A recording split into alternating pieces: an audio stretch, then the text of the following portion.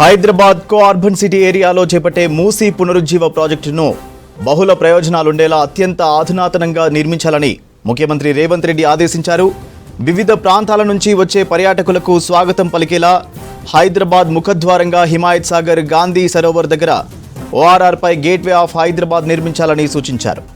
ఓఆర్ఆర్కు ఒకవైపు eco theme park, మరోవైపు Bapu Ghat side బారే ఐకానిక్ టరవ్ నిర్మించాలని, అందుకు తగిన విధంగా డిజైన్లు రూపొందించాలని సీఎం ఆదేశించారు. బాపుఘాట్ చుట్టూ ఉన్న ఏరియాను వరల్డ్ క్లాస్ జోన్గా అందరినీ ఆకట్టుకునేలా డిజైన్ చేయాలని చెప్పారు. హిమాయత్ సాగర్ దగ్గర అప్రోచ్ రోడ్ నుంచి అత్తాపూర్ వైపు వెళ్లేందుకు కొత్త ఫ్లైఓవర్ నిర్మించాలని, గాంధీ సరోవర్ చుట్టూ ఈ ఫ్లైఓవర్ కనెక్టివ్ కారిడార్లా ఉండాలని ముఖ్యమంత్రి అధికారులకు సూచించారు. ఎయిర్పోర్ట్ నుంచి నేరుగా గాంధీ సరోవర్కు చేరుకునేలా ఈ కనెక్టివిటీ ఉండాలన్నారు. గాంధీ సరోవర్ వద్ద నిర్మించే ఐకానిక్ టవర్ ప్రపంచంలోనే ఎత్తైన టవర్గా నిర్మించాలని సీఎం సూచించారు.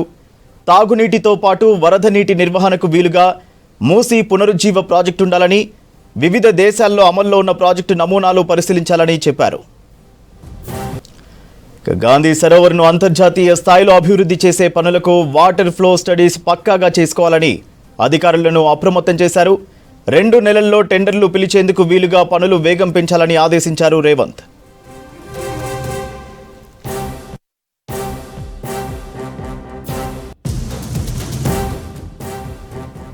రుతుపవనాల ప్రభావంతో గత 4 రోజులుగా గ్రేటర్ హైదరాబాద్ విస్తారంగా వానలు కురుస్తున్నాయి. ఎల్బీనగర్, వనస్థలిపురం, నాగోల్, హయత్ నగర్, అబ్దుల్లాపూర్ మెట్ ప్రాంతంలో ఉరుములు మెరుపులతో కూడిన వర్షం పడుతోంది. మీర్పేట్, బాలాపూర్, బడంగ్పేట్ పరిసర ప్రాంతాల్లో వాన పడింది. చైతన్యపురి, సరూర్ నగర్, మలక్పేట్, చాదర్గఢ్, సైదాబాద్, మాదన్నపేట, ఐఎస్ సదన్ ఏరియాల్లో జోరు వాన కురుస్తోంది. ఉప్పల్, బోడుప్పల్, ఫిర్జాదిగూడ, నాచారం, మల్లాపూర్లో వర్షం కురుస్తోంది. సీతాఫల్ మండి, మెట్గూడ, మోండా మార్కెట్, మారేడుపల్లి, బేగంపేట్, బోయిన్పల్లి ప్రాంతాల్లో వాన పడుతోంది. లోతట్టు ప్రాంతాలు జలమయమయ్యాయి. పలు చోట్ల ట్రాఫిక్ జామ్ అయింది. దీంతో వాహనదారులు తీవ్ర ఇబ్బంది పడ్డారు.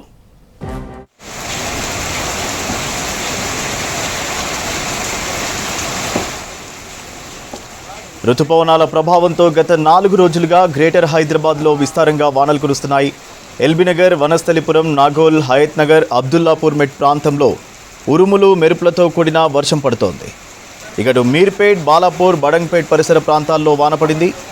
చైతన్యపురి, సరూర్ నగర్, మలక్పేట్, చాదర్గఢ్, సైదాబాద్, మాదన్నపేట్, ఐఎస్ సదన్ ఏరియాల్లో జోరు వాన కురుస్తోంది.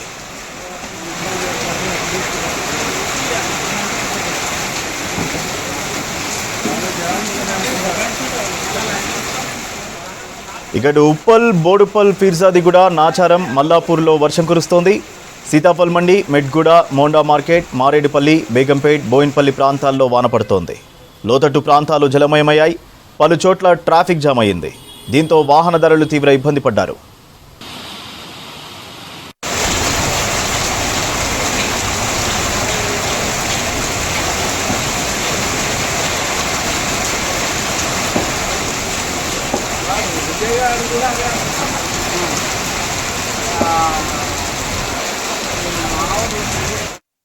రాష్ట్ర వ్యాప్తంగా రాఖీ వేడుకలు ఘనంగా జరిగాయి. అన్నదమ్ములకు రాఖీ కట్టి మురిసిపోయారు ఆడపడుచులు.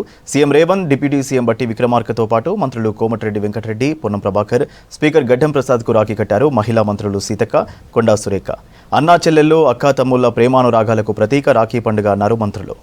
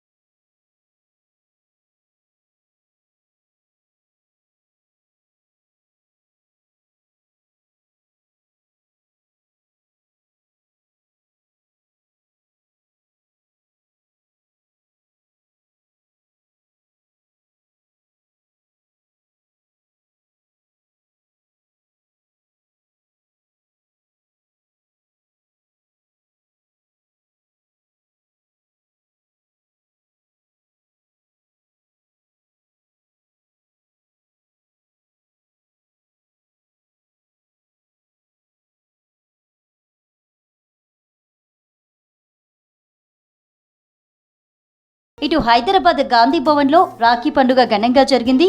పీసీసీ చీఫ్ మహేష్ కుమార్ గౌడ్కు రాఖీ కట్టారు మంత్రి కొండా సురేఖ. రాఖీ పండుగ శుభాకాంక్షలు తెలిపారు. మహిళా కాంగ్రెస్ నేతలు, దివ్యాంగులు కూడా మహేష్ కుమార్ గౌడ్కు రాఖీ కట్టారు.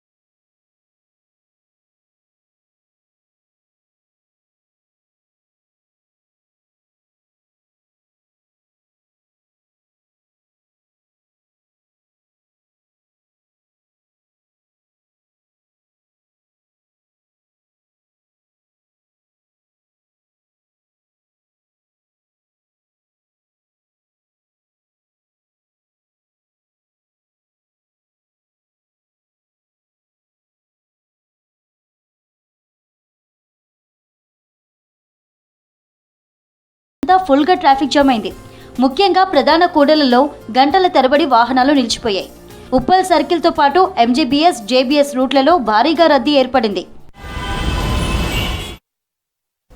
ప్రతిపక్షాలను బీజేపీ వేధిస్తోందని ఫైరయ్యారు కాంగ్రెస్ నేతలు. కాళేశ్వరం ఫోన్ ట్యాపింగ్పై సమగ్రంగా చర్చించి ముందుకు వెళ్తామని చెప్పారు. విత్ బీజేపీతోనే దేశానికి భవిష్యత్ అన్నారు. దేశ రక్షణ కోసం కాంగ్రెస్ పనిచేస్తోందన్నారు.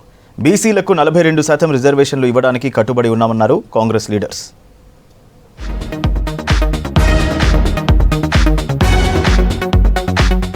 భారత స్వాతంత్ర ఉద్యమంలో క్విట్ ఇండియా ఉద్యమం కీలకమైందన్నారు PCC chief Mahesh Kumar Goud. Do or die నినాదంతో గాంధీ క్విట్ ఇండియా ఉద్యమం చేపట్టారన్నారు. బీజేపీ కాంగ్రెస్ చరిత్రను తుడిచేయాలని చూస్తుందన్నారు. రాజ్యాంగాన్ని కూడా మార్చడానికి ప్రయత్నిస్తోందని ఆరోపించారు. ఈసీ బీజేపీ ఫ్రంట్ ఆర్గనైజేషన్గా మారిందన్నారు. క్విట్ ఇండియా దినోత్సవం సందర్భంగా హైదరాబాద్ గాంధీ భవన్లో జెండా ఆవిష్కరించారు మహేష్ గౌడ్. బీజేపీ పార్టీ సమూలంగా రాజ్యాంగానే మార్చాలని, పరిపూర్ణంగా వారి రాజ్యాంగాన్ని నిర్మించుకోవాలని ఒక దురుద్దేశంతో హోం మంత్రి అమిత్ షా అంబేద్కర్ గురించి మాటలు చూస్తే అది అర్థమవుతా ఉంది. ఈ దేశంలో స్వయం ప్రతిపత్తి కలిగినటువంటి సంస్థలు ఈడీ, సిబిఐ, ఈసీల్ని ఏ రకంగా వాడుకుంటుందో మనం చూస్తా ఉన్నాం. ప్రతిపక్షాల మీద తీవ్రమైనటువంటి దాడులు చేస్తున్న సందర్భం. రాహుల్ గాంధీ గారు ఈ దేశంలో ఎలక్షన్ కమిషన్ వ్యవహరిస్తున్న తీరు బట్టబయలు చేసినటువంటి సందర్భం. స్వతంత్ర ఉద్యమానికి క్విట్ ఇండియా ఉద్యమం స్ఫూర్తినిచ్చిందన్నారు డిప్యూటీ సీఎం బట్టి విక్రమార్క. ప్రజాస్వామ్యంపై మాట్లాడే హక్కు లేని బీజేపీ గాంధీ ఫ్యామిలీపై మాట్లాడటం ఏమిటని ప్రశ్నించారు.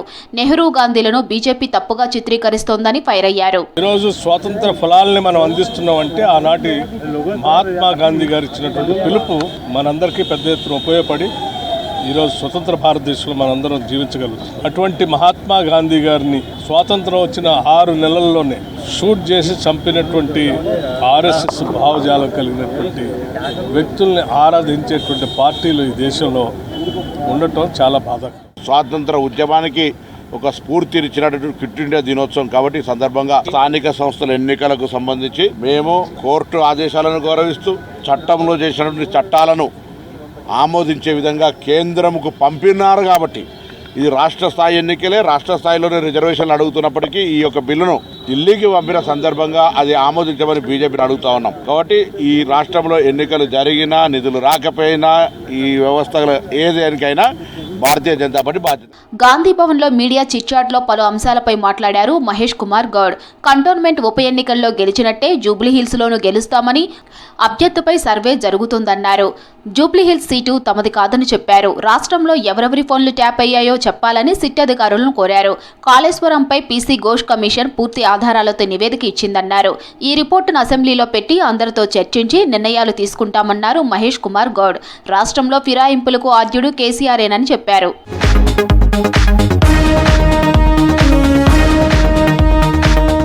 రేపు ఉదయం 11 గంటలకు గాంధీ భవన్లో క్రమశిక్షణ కమిటీ భేటీ కానుంది. చైర్మన్ మల్లు రవి అధ్యక్షతన ఈ సమావేశం కొనసాగనుంది. ఇటీవల పార్టీ సీఎంపై రాజగోపాల్ రెడ్డి చేసిన కామెంట్స్పై చర్చించనున్నారు. రాజగోపాల్ రెడ్డిపై క్రమశిక్షణ చర్యలు తీసుకోవాలా లేదా షోకాజ్ నోటీసులు ఇవ్వాలా అనే దానిపై నిర్ణయం తీసుకోనున్నారు. దీనితో పాటు కొండా మురళి ఇష్యూపై కూడా చర్చించే ఛాన్స్ ఉంది.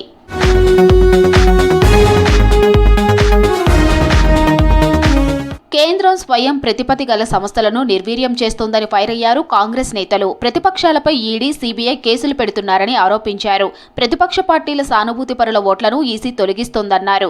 4-5 రోజుల్లో పీఏసీ సమావేశం ఉంటుందన్నారు హస్తం అగ్రనేతలు. ఈ మీటింగ్లో బీసీ రిజర్వేషన్లపై అంశంపై చర్చిస్తామని చెప్పారు.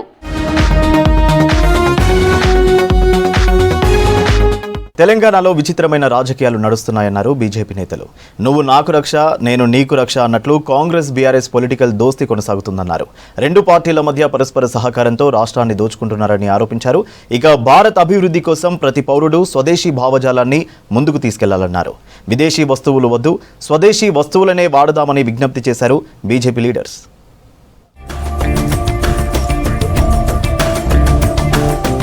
స్వదేశీ భావజాలాన్ని ముందుకు తీసుకెళ్లాల్సిన బాధ్యత ప్రతి భారత పౌరుడి మీద ఉందన్నారు కేంద్ర మంత్రి కిషన్ రెడ్డి. విదేశీ వస్తువులను వినియోగించడం తగ్గించాలని సూచించారు. రక్షాబంధన్ సందర్భంగా స్వదేశీ వస్తువులను ఉపయోగించాలని ప్రతి కుటుంబానికి విజ్ఞప్తి చేస్తున్నానన్నారు కిషన్ రెడ్డి. హైదరాబాద్ లోని బీజేపీ రాష్ట్ర కార్యాలయంలో మహిళా మోర్చా ఆధ్వర్యంలో నిర్వహించిన వేడుకలకు రాష్ట్ర బీజేపీ అధ్యక్షులు రామచంద్రరావు హాజరయ్యారు. కిషన్ రెడ్డి రామచంద్రరావుకు రాఖీ కట్టి స్వీట్లు తినిపించారు బీజేపీ మహిళా నాయకులు, కార్యకర్తలు. తెలుగు రాష్ట్రాలతో పాటు దేశవ్యాప్తంగా హిందూ బంధువులందరికీ రక్షాబంధన్ శుభాకాంక్షలు తెలిపారు నేతలు. స్వదేశీ భావజాలాన్ని ముందుకు తీసుకెళ్లాల్సినటువంటి అవసరం ఉంది. సాధ్యమైనంత వరకు మనం విదేశీ వస్తువులు వాడకూడదు. మన దేశంలో తయారైనటువంటి వస్తువులనే వాడాలి. ఆ ప్రయత్నం పెంచేటువంటి ప్రయత్నం చేయాలి. ప్రతి గ్రామంలో ఉన్నటువంటి యువకులు, మహిళలు అందరూ కూడా కలిసికట్టుగా స్వదేశీ యొక్క ఉద్యమంలో కీలక పాత్ర పోషించి ఈరోజు స్వదేశీ వస్తువులను మరి ఉత్పత్తులు పెంచేటువంటి అవసరం ఉంది. ఫోన్ ట్యాపింగ్ పై తడి బట్టలతో ప్రమాణం చేయడానికి సిద్ధమన్నారు కేంద్ర మంత్రి బండి సంజయ్. ప్రమాణానికి ఏ గుడికి రమ్మంటారో కేటీఆర్ టైం చెప్పాలని సవాల్ చేశారు. కేటీఆరే తన ఫోన్ ట్యాప్ చేయించాడని మండిపడ్డారు బండి. బీఆర్ఎస్ లోని అందరి నేతల ఫోన్లు ట్యాప్ అయ్యాయని చెప్పారు. కుటుంబ సభ్యుల ఫోన్లు కూడా విని బ్లాక్ మెయిల్ చేశారని కరీంనగర్ లో ఆరోపించారు బండి సంజయ్. నీకు సంబంధం ఉంది, ఫోన్ ట్యాప్ చేసే నీకు తెలుసు, నీ భాగస్వామ్యం నేను ప్రమాణం చేస్తా, సిద్ధమా చెప్పు. డే టు టైం తప్పించుకుంటే నేను సమాధానం ఇచ్చిపెట్టా, రాసిపెట్టుకో. నేను నిరంతరం ప్రశ్నిస్తూనే ఉంటా ఈ విషయంలో. ఏ టెంపుల్కి వస్తావు, ఈ సవాల్కు నువ్వు సిద్ధమా? నేను రెడీ. మా భార్య, పిల్లతో సహా కుటుంబ సభ్యులు అందరం వస్తాం, మేము ప్రమాణం చేస్తాం. తడి బట్టలతో కూడా ప్రమాణం చేయడానికి సిద్ధం. నువ్వు రెడీ అని చెప్పు. అన్నా చెల్లెళ్లు, అక్కా తమ్ముళ్ల బంధానికి ప్రతీకగా రాఖీ పండుగను జరుపుకుంటామన్నారు బీజేపీ ఎమ్మెల్యే పాయల్ శంకర్. రక్షాబంధన్ తరతరాల తాంతర్యాలను దూరం చేసి బంధాలను కలుపుతుందన్నారు. రాఖీ పండుగ సందర్భంగా అక్కా చెల్లెళ్లందరికీ కృతజ్ఞతలు తెలుపుతున్నానని చెప్పారు. ఆదిలాబాద్ లోని నివాసంలో ఎమ్మెల్యే పాయల్ శంకర్ కు రాఖీ కట్టారు ఆయన సోదరీమణులు.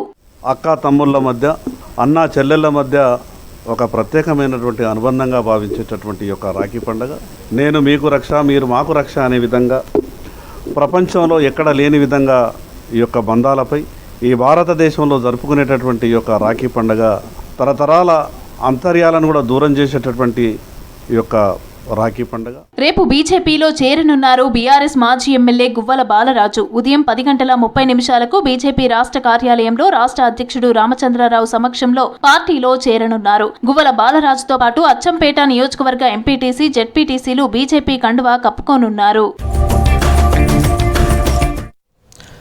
రక్షాబంధన్ వేడుకలు పరస్పర నమ్మకం, ఆత్మవిశ్వాసానికి నిదర్శనమన్నారు ప్రధాని మోదీ. ఈసీపై ఎల్ఓపీ రాహుల్ ఆరోపణలు సమర్థించారు NCP ACP chief Sharad Pawar. పాక్తో యుద్ధంలో మనమే ఆధిక్యంలో ఉంటే అకస్మాత్తుగా వారు ఎందుకు ఆపారో చెప్పాలన్నారు కాంగ్రెస్ నేత పవన్ ఖేరా. బీజేపీతో కుమ్మక్కై ఈసీ భారీ అక్రమాలకు పాల్పడుతోందన్నారు ఎస్పీ చీఫ్ అఖిలేష్ యాదవ్.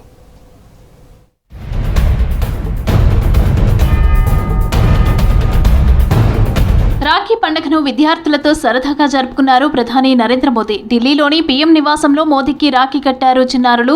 ఆ తర్వాత కాసేపు వారితో సరదాగా ముచ్చటించారు ప్రధాని మోదీ. నారీ శక్తికి, పరస్పర నమ్మకం, ఆత్మవిశ్వాసానికి రాఖీ పండుగ ప్రతీక అంటూ వీడియో పోస్ట్ చేశారు ప్రధాని మోదీ.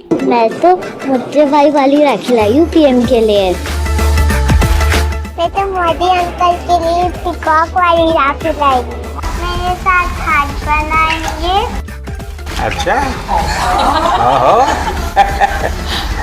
हाथ मिला सकते हैं, हाथ मिलाना है।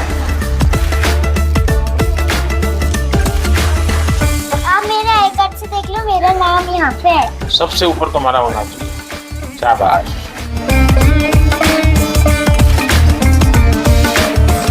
పలువురు కేంద్ర మంత్రులు రక్షాబంధన్ వేడుకల్లో పాల్గొన్నారు. స్కూల్ స్టూడెంట్స్ బ్రహ్మకుమారి సభ్యులతో రాఖీ జరుపుకున్నారు రక్షణ మంత్రి రాజ్నాథ్ సింగ్. కేంద్ర మంత్రులు శివరాజ్ సింగ్, చిరాగ్ పాశ్వాన్, పీయూష్ గోయల్ రాఖీ సెలబ్రేషన్స్ లో పాల్గొన్నారు. ఎన్డీఏ పాలనలో దేశంలోని ప్రతి ఆడబిడ్డ సురక్షితంగా ఉందన్నారు.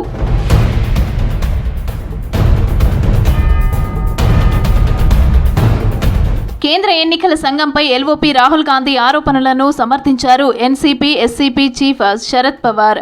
సరైన ఆధారాలతోనే ఈసీని ప్రశ్నిస్తున్నారని చెప్పారు. దొంగ ఓట్లపై దర్యాప్తు చేసి చర్యలు తీసుకోవాల్సిన బాధ్యత ఈసీపై ఉందన్నారు. మహారాష్ట్రలో ఎన్నికలకు ముందే ఇండియా కూటమి జాగ్రత్తలు తీసుకోవాల్సిందన్నారు శరద్ పవార్.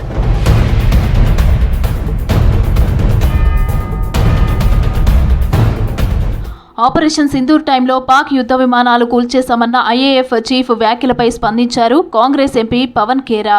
యుద్ధంలో మనదే పైచేయి అయితే అకస్మాత్తుగా ఎందుకు ఆపేశారని ప్రశ్నించారు.